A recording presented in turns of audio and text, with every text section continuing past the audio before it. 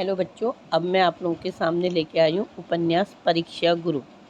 ठीक है, उपन्यास परीक्षा गुरु ये यूजीसी नेट का जो सिलेबस है उसमें पूछा गया उपन्यास है परीक्षा गुरु। परीक्षा गुरु उपन्यास को पढ़ने से पहले या उसके बारे में समझाने से पहले सबसे पहले मैं आपको ये बताऊंगी कि जो परीक्षा गुरु उपन्यास है, परीक्षा गुरु उपन्यास का प्रकाशन वर्ष। तो सबसे पहले कोई भी चीज़ हम पढ़ते हैं तो उसे हमें यह जानना अत्यंत आवश्यक है कि उसका प्रकाशन कब हुआ। तो जो परीक्षा गुरु उपन्यास है, परीक्षा गुरु उपन्यास का जो प्रकाशन वर्ष है वो है 1882। इतना आप सभी लोगों को क्लियर हो गया है। यूजीसी नेट में पूछा गया उपन्यास परीक्षा गुरु उपन्यास का जो प्रकाशन वर्ष है वो है 1882। इतना बच्चों आप लोगों को क्लियर हो गया। उसके बाद हम दूसरी चीज़ ये जानेंगे। हमने प्रकाशन वर्ष जान लिया कि इसका प्रकाशन वर्ष क्या है। प्रकाशन वर्ष के बाद मैं आपको ये बताना चाहूँगी कि जो परीक्षा गुरु उपन्यास का जो परीक्षा गुरु उपन्यास है, परीक्षा गुरु उपन्यास के उपन्यासकार कौन है। परीक्षा गुरु उपन्यास के जो उपन्यासकार हैं वो कौन है। लाला श्रीनिवास दास। परीक्षा गुरु उपन्यास के जो उपन्यासकार हैं वो हैं लाला श्रीनिवास दास। ये काफ़ी इम्पोर्टेंट क्वेश्चन है। परीक्षा गुरु का प्रकाशन वर्ष कब हुआ, उसके उपन्यासकार कौन है। अब देखिए, इससे भी इम्पोर्टेंट जो प्रश्न है वो ये है, आप लोग उसमें कंफ्यूज नहीं होंगे, बिल्कुल अच्छी तरह समझने की कोशिश करेंगे। तो देखिए, जो परीक्षा गुरु उपन्यास है उसे हिंदी का प्रथम उपन्यास किसके द्वारा कहा गया है। परीक्षा गुरु उपन्यास को हिंदी का प्रथम उपन्यास किसके द्वारा कहा गया है। तो ये कहा गया है बच्चों, ये किसके द्वारा कहा गया है। आचार्य रामचंद्र शुक्ल के द्वारा। ठीक है, इतना आप लोग समझ गए। 3 चीज़ें हम लोगों ने जानी, यानी हमारे 3 प्रश्न बन चुके हैं। परीक्षा गुरु उपन्यास का प्रकाशन वर्ष क्या है, परीक्षा गुरु उपन्यास किसके द्वारा लिखा गया है, और परीक्षा गुरु को हिंदी का प्रथम उपन्यास किसने कहा है। तो उपन्यास का प्रकाशन वर्ष हो गया 1882 ईस्वी, और इसके उपन्यासकार हो गए लाला श्रीनिवास दास। और इसको हिंदी का प्रथम उपन्यास किसने बोला, यानी इनको प्रस्तोता भी बोला जाता है। इनको क्या बोला जाता है, प्रस्तोता। तो वो है आचार्य रामचंद्र शुक्ल। तो कभी ये भी प्रश्न पूछा जा सकता है कि परीक्षा गुरु उपन्यास के प्रस्तोता कौन है। ठीक है, इसको क्या बोला जाता है। इसे प्रश्न को ऐसे भी पूछा जा सकता है कि परीक्षा गुरु उपन्यास के प्रस्तोता कौन है। तो प्रस्तोता कौन है, रामचंद्र शुक्ल है। तो इतना बच्चों आप लोगों को क्लियर हो गया। और ये जो भी उपन्यास की मैं बात कर रही हूँ, ये प्रेमचंद्र पूर्व युग के उपन्यास हैं। जो मैं उपन्यास की अभी बात कर रही हूँ ये उपन्यास है प्रेमचंद्र पूर्व युग, यानी जब प्रेमचंद्र का युग था उससे पहले का उपन्यास है। तो अब मैं थोड़ा सा आप लोगों को परीक्षा गुरु उपन्यास के बारे में हम लोग जानेंगे कि यह उपन्यास किस चीज़ को लेके लिखा गया। तो देखिए, परीक्षा गुरु सामाजिक यथार्थ की चेतना का उपन्यास है। इस उपन्यास में अपने काल के भारतीय जीवन में आने वाले विकृतियों, उनसे उत्पन्न कुछ समस्याओं का चित्रण है तथा उनका कोई समाधान खोजा गया है। परीक्षा गुरु इस प्रकार की सामाजिक चेतना का चित्रण करने वाला पहला उपन्यास है। यह सामाजिकता ही वास्तव में आधुनिक साहित्य को पिछले साहित्य से अलगाती है। यही साहित्य को सामान्य जनजीवन के समीप लाती है। तो इतना आपने देखा कि जो परीक्षा गुरु उपन्यास है वो सामाजिक यथार्थ की चेतना का उपन्यास है। यथार्थ शब्द काफ़ी बार पूछा जाता है। इस उपन्यास में अपने काल के भारतीय जीवन में आने वाली विकृतियाँ, उनसे उत्पन्न समस्याओं का चित्रण किया गया है। अब देखेंगे परीक्षा गुरु में मदन मोहन। अब देखिए कुछ नाम दिए गए हैं, तो कभी भी कोई भी पेपर पूछा जाता है तो उसमें पात्रों के नाम जरूर पूछे जाते हैं। तो हम देखेंगे परीक्षा गुरु उपन्यास में जो पात्रों के नाम दिए गए हैं। देखिए सबसे पहला नाम जो दिया गया है वो नाम दिया गया है मदन मोहन, दूसरा है ब्रज किशोर, फिर है चुन्नीलाल, उसके बाद है सिंभू दयाल, हरकिशोर मध्यम वर्ग से संबंधित है। ये जितने भी पात्र हैं ये कौन से वर्ग से संबंधित है? मध्य वर्ग से संबंधित है। तो एक बार हम पात्रों को दोबारा रिपीट करेंगे। तो पात्र हैं मदन मोहन, ब्रज किशोर, चुन्नीलाल, सिंभू दयाल, हरकिशोर मध्य वर्ग से संबंधित हैं। परीक्षा गुरु के पात्रों के माध्यम से उपन्यासकार को नए युग का संदेश दिया है। परीक्षा गुरु के पात्रों के माध्यम से उपन्यासकार ने नए युग का संदेश दिया है। इस उपन्यास के पात्र न तो राजा महाराजा हैं और न ही क्या हैं कोई गरीब किसान है। ये क्या है? एक मध्यम वर्ग के लोग हैं। अधिकांश पात्र दिल्ली शहर के मध्य वर्ग के परिवारों से संबंधित है। ब्रज किशोर आदर्श पात्र हैं जिसे लेखन ने वकील के रूप में वर्णित किया है। तो यहाँ पर प्रश्न पूछा जा सकता है बच्चों कि जो परीक्षा गुरु उपन्यास है उसमें ब्रज किशोर क्या है? तो वो क्या है? एक वकील, यानी उनका पेशा क्या है ऐसा भी पूछा जा सकता है। तो उनका पेशा है, वो पेशे से क्या है? वकील है, और वो क्या है? एक आदर्श पात्र है। इस युग में राष्ट्रीय आंदोलन तथा सामाजिक आंदोलन का सूत्रधार यह मध्यवर्गीय शिक्षित वकील समुदाय माना जाता था, जिसका ब्रज किशोर प्रतिनिधित्व करता है। मध्य वर्ग की आर्थिक दशा का वर्णन विस्तार से परीक्षा गुरु में मिलता है। लेखक ने मध्य वर्ग के आर्थिक दुर्दशा का कारण प्रदर्शन प्रियता को माना है। मदन मोहन की स्थिति का वर्णन करता हुआ लेखक कहता है समय बदल गया। देखिए कहीं कहीं पर ये पूछा जाता है कि उपयुक्त पंक्तियाँ किसके द्वारा कही गई हैं। तो यहाँ पर देखिए समय बदल गया।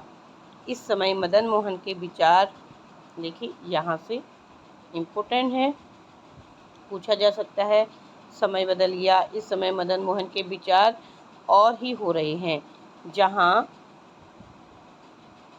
जहाँ देखो अमीरी ठाट, अमीरी कारखाने, बस इतना आप देखेंगे।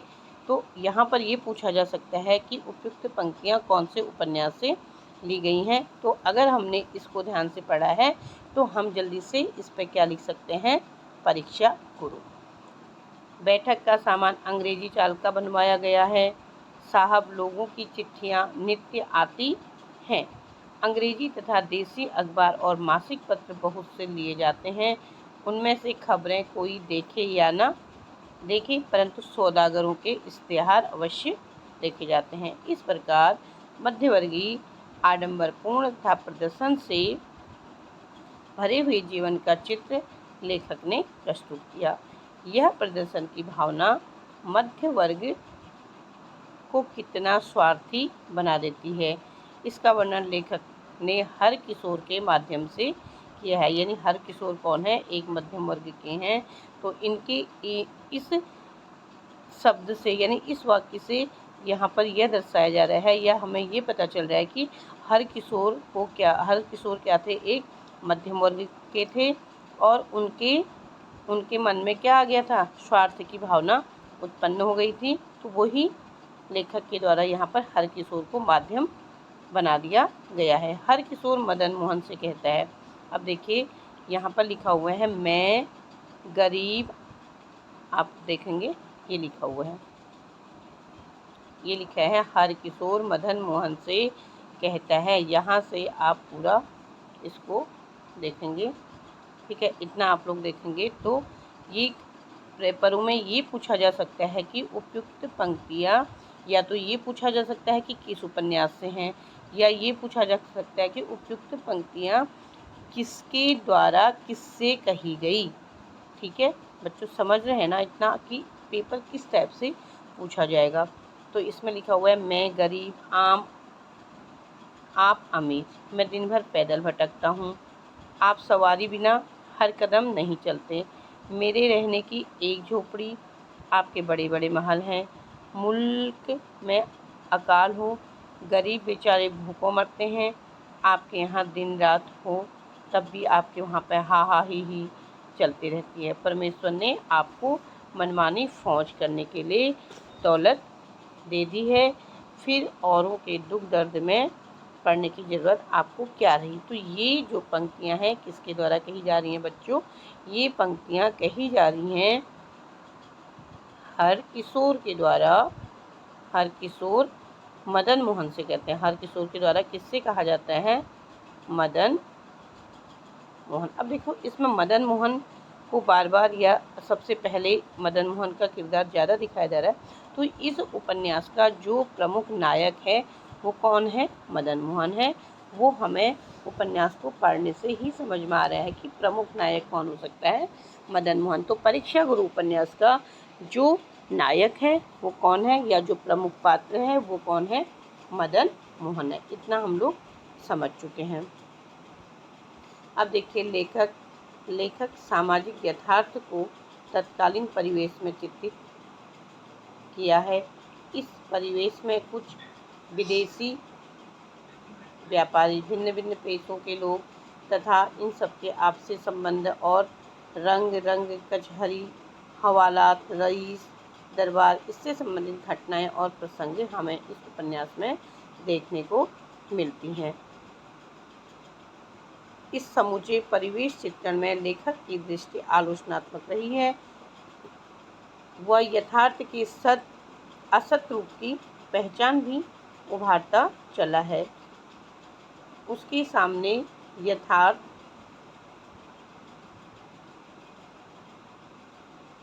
का जो चरित्रगत या परिस्थितिगत रूप रहा है वह संलिप्त और गहरा न होकर इकहरा तथा स्फीत है।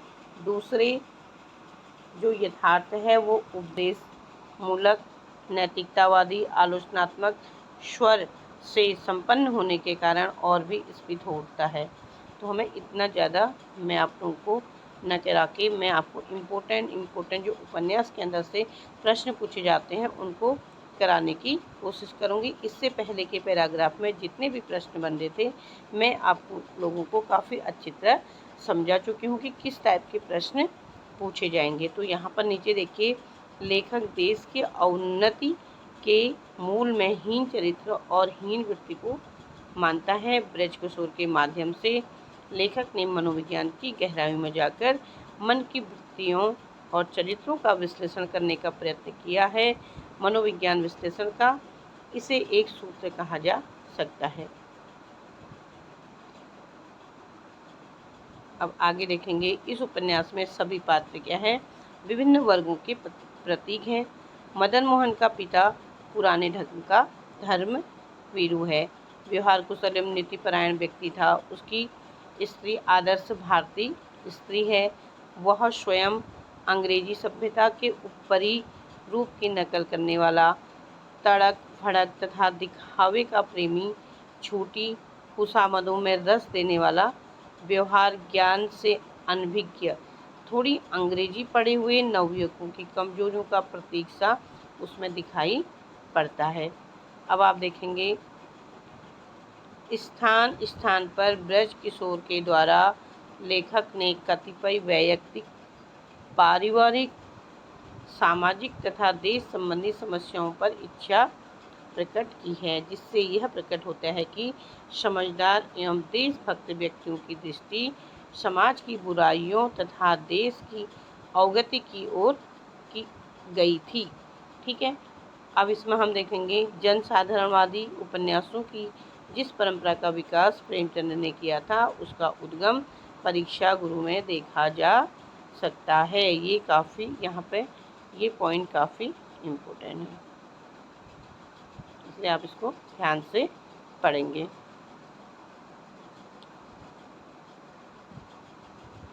अब इस तरह आप देखेंगे पूरा उपन्यास, मैं अगर पूरा उपन्यास यहाँ पर नहीं भी आप लोगों के सामने पढ़ रही हूँ तो बच्चों मैं आप लोगों से आग्रह करूँगी कि इस वीडियो को आप पूरा देखेंगे और साथ में इस वीडियो में पूरे उपन्यास को आप लोग एक बार पढ़ने की कोशिश करेंगे।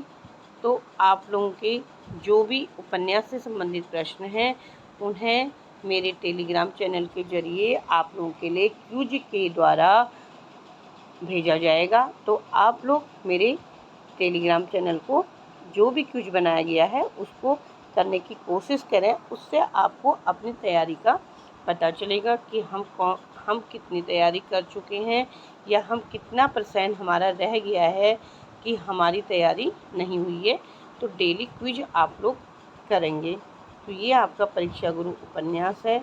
तो इसके लास्ट में देखिए इस तरह के भावुकतापूर्ण प्रसंग इतने अधिक हैं, उनके साथ उसकी गंभीरता और ठोसपन समाप्त हो गया है। साथ ही प्रत्येक घटना की प्रभात्मकता पर भी इसका असर पड़ा है। इसमें प्रासंगिक वर्णन इस प्रकार है जिसका कोई न कोई संबंध मूल कथा से है और वे कथानक के विकास में ही सहायक होते हैं। बीच बीच में प्रांतगण वाल्मीकि के रामायण तथा पुराण आदि से इस प्रकार के उदाहरण देने लग जाते हैं कि चरित्र विकास की दृष्टि से यह क्या है, एक हास्यास्पद लगते हैं। उपन्यास के बीच में लेखक ने पूरा एक अभ्यास 4-5 पत्रों का परिचय देने में व्यक्त किया है और फिर पिछली कथा के विकास की ओर ध्यान दिया है। इस प्रकार के जितने भी परिचयात्मक अंश हैं वे बहुत क्षीण हैं। प्रसंगवश यूरोपीय इतिहास की भी अनेक घटनाएं अनावश्यक रूप में लिखी गई हैं। तो समग्रतः हम कहते हैं कि जो परीक्षा गुरु उपन्यास है उसमें उपदेश निवेश के बाहुल्य और सुधारवादी की दृष्टि से आदर्शवादी है, किंतु बदलते हुए भारतीय समाज का एक यथार्थ परिचय देने में, कथा पात्रों के चुनाव में, स्थानानुकूल भाषा शैली की व्यवस्था में यथार्थपरकता का प्रभाव डालता है। इन्हीं विशेषताओं के साथ परीक्षा गुरु के कथानक में परीक्षा गुरु का वर्ण विषय समाहित है। शिल्प विधान की दृष्टि से अगर देखते हैं तो यह स्पष्ट होता है कि श्रीनिवास दास ने शिल्प सजग उपन्यासकार थे, बल्कि वे इस शिल्प के जागरूक व्याख्याता भी थे। तो बच्चों आप लोगों ने देखा मेरे द्वारा परीक्षा गुरु उपन्यास को पढ़ा गया है और उसके पात्रों के मैं आपको पहले ही समझा चुकी हूँ और उसके उपन्यासकार कौन हैं और परीक्षा गुरु उपन्यास का प्रकाशन वर्ष क्या है और किसने परीक्षा गुरु को हिंदी का प्रथम उपन्यास बोला है। ये काफ़ी इम्पोर्टेंट है, इसलिए मैं आप लोगों से आग्रह करूँगी बच्चों कि पूरा वीडियो सुनें। किसी का भी, चाहे आप मेरा वीडियो ना सुन रहे हों, किसी और का भी अगर वीडियो सुनते हैं तो अगर आप लोगों को टाइम पास नहीं करना है और अपना जो मेन आप लोगों ने एम बना रखा है उस एम तक आपको जाना है, उस एम को आपको पाना है, तो जो भी चीज़ स्टार्ट करते हो उसे पूर्ण रूप से करें। अगर आप शुरुआत कर रहे हैं तो ज़रूर आपको सफलता अर्जित होगी। इसलिए बच्चों मैं आप लोगों के साथ काफ़ी मेहनत कर रही हूँ। मैं चाहती हूँ कि मेरी मेहनत को आप सफल करके दिखाएं, जिससे मुझे भी लगेगा कि जिन बच्चों को मैंने शिक्षा दी या जिन बच्चों को मैंने समझाने की कोशिश करी वो बच्चे आज काफ़ी आगे पहुंच चुके हैं। तो इसलिए मैं आपसे बार बार कह रही हूँ यूट्यूब चैनल को लाइक करें, शेयर करें, सब्सक्राइब करना ना भूलें।